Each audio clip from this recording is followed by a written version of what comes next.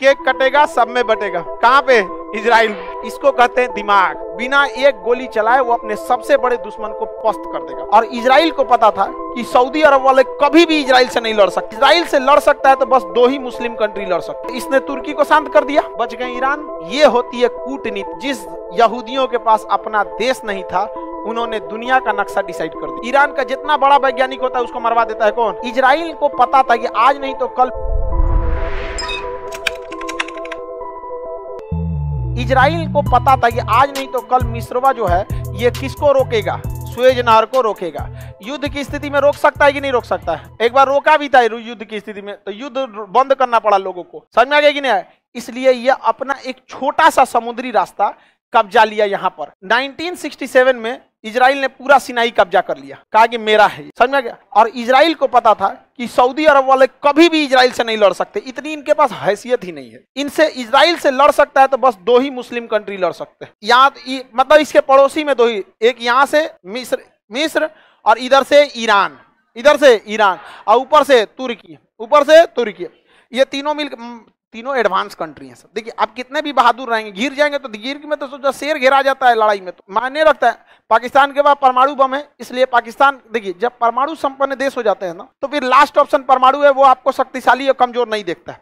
अब मान के चलिए को परमाणु बम अमेरिका में पटक दिया, तो आप कितनों उसको इंटरसेप्ट कर दीजिएगा तो ब्लास्ट होगा ऊपर, गिरेगा आप ही के ऊपर ना। तो परमाणु तो एक प्रदूषण है, आप जमीन पे फैलाइए चाहे हवा में फैले, मरना तो आपका फिक्स है। तो परमाणु संपन्न को हम साइड में रखते हैं, इसीलिए ना अमेरिका किसी को परमाणु बम रखने नहीं देता है। तो उसकी दुश्मनी है किससे? ईरान से। और ऊपर में तुर्की और ये लड़ाई नहीं करेंगे क्योंकि दोनों नाटो के देश। दोनों किसके देश? नाटो। इसने तुर्की को शांत कर दिया, ठीक है। अब बच गया इजराइल। कौन? इसने 1967 में पूरा सिनाई कब्जा कर लिया और एक ही शर्त पे छोड़ा कि छोड़ेंगे, लेकिन हमेशा याद रखो कि तुम इजराइल को मान्यता दोगे, इजराइल के खिलाफ युद्ध नहीं लड़ोगे। तो देखा कि भैया हमारा खोई हुई जमीन वापस आ रहा है, क्या जरूरत है हमारा दूसरा की लड़ाई में पड़ ले बिना, है कि नहीं? लोग फिलिस्तीन चिल्लाते, अरे भैया तुम्हारी लड़ाई तुम लड़ो ना, नहीं समझे? फिलिस्तीन वाला सोचता है कि जब इजराइल उनको मारे तो भारत अपन काम धाम छोड़ के हमारा बचाने चले। तुम आओगे हमारे कश्मीर मुद्दा में? बात करते हैं लोग, हम आएंगे बचाने के लिए। बोले कि कश्मीर भारत का है, पाकिस्तान का नहीं है, नहीं बोलता है। बावजूद भारत की इंसानियत इतनी है कि गलत को गलत और सही को सही कहता है। जबकि कारगिल की लड़ाई हम लोग इजराइल की मदद से जीते थे। आज भी हमारे अंदर इंसानियत जिंदा है। ये कहते हैं कि कश्मीर की मुद्दा सॉल्व करना चाहिए भारत पाकिस्तान को बैठ के। बोले एक बार कि भारत का है कश्मीर, नहीं बोलता है। लेकिन बावजूद इसके इजराइल का, हमें अटल बिहारी वाजपेयी खुद कहे थे कि इजराइल को फिलिस्तीनियों की जमीन लौटा देनी चाहिए। एक प्रधानमंत्री की बात एक संविधान बराबर हो जाती है, लेकिन फिर भी ना। अब इजराइल देखिए, दिमाग देखिए, समझिए ध्यान से, कितना तेज दिमाग होता है इन सब। इसने वापस किया क्या चीज? सिनाई। वापस किया सिनाई पर। अब ये तो, अब इसमें फ्रंट फुट पे कौन था? इजराइल, क्योंकि जीता था।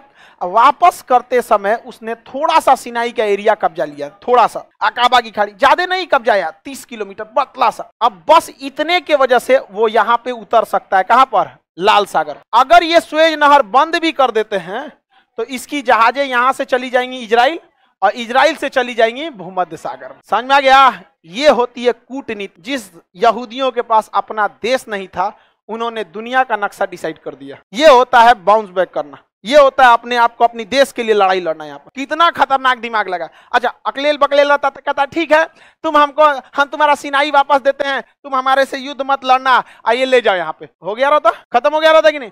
थोड़ा सा एरिया लिया, थोड़ा सा, पूरी दुनिया हिला दिया। अब अगर दुनिया ने, अगर कहीं गलती से कौन करेगा? सुएज नहर को बंद करेगा या सुएज नहर को बहुत महंगा करेगा, तो इजराइल कहेगा कोई दिक्कत, तुम अपनी वाली पानी वाली जहाज यहाँ लाद दो, आएगा दूसरा जहाज यहाँ हम भेज देंगे, यहाँ हम उतारेंगे, ट्रक से लाद के यहाँ पहुंचा देंगे। समझ में आ गया कि नहीं आएगा? इसकी पूरी अर्थव्यवस्था डिपेंड करती है इसी नहर पर। और इस सुएज नहर का इकोनॉमी बर्बाद करने के लिए अभी भी चाबी किसके पास? इजराइल।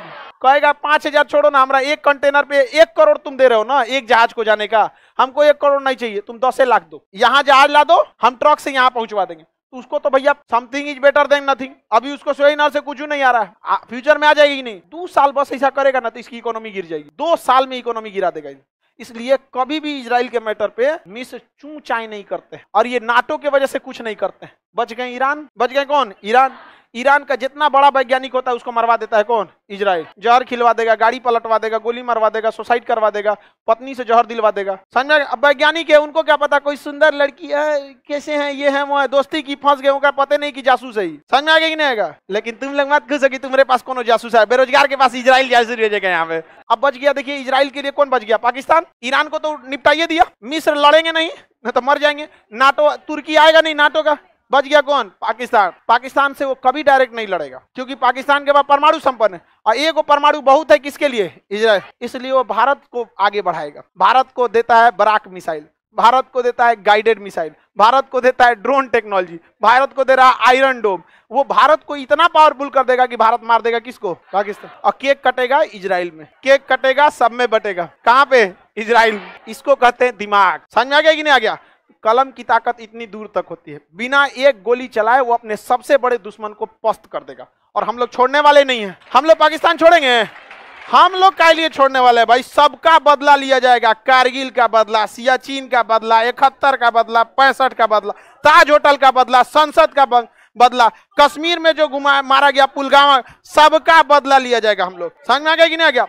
और हम इजराइल के साथ हाथ फैलाने मांगने वाले नहीं है कि इजराइल दे दो, इजराइल खुद पहुंचाएगा। मारो। समझ में आ गया कि नहीं आ गया? पूरी दुनिया में अगर इजराइल अपनी व्यवस्था बना के रखा है ना, तो भारत भी इस तरह से अपनी विदेश नीति को सजा के रखा है कि हमारी जरूरत हमारे दुश्मन चीन को भी है, हमारी जरूरत हमारे दुश्मन पाकिस्तान को भी है, रूस को भी है, अमेरिका को भी, ब्रिटेन को भी है, फ्रांस को भी है। और भारत को किसी से मतलब नहीं रहता है। ज्यादा जरूरत ऐठोगे तो हम इधर से ले लेंगे, तुम भी ऐठोगे तो खुद का बना लेंगे। तेजस आज दुनिया खरीदने के लिए मांग रही है। समझ में आ गया कि नहीं आ गया?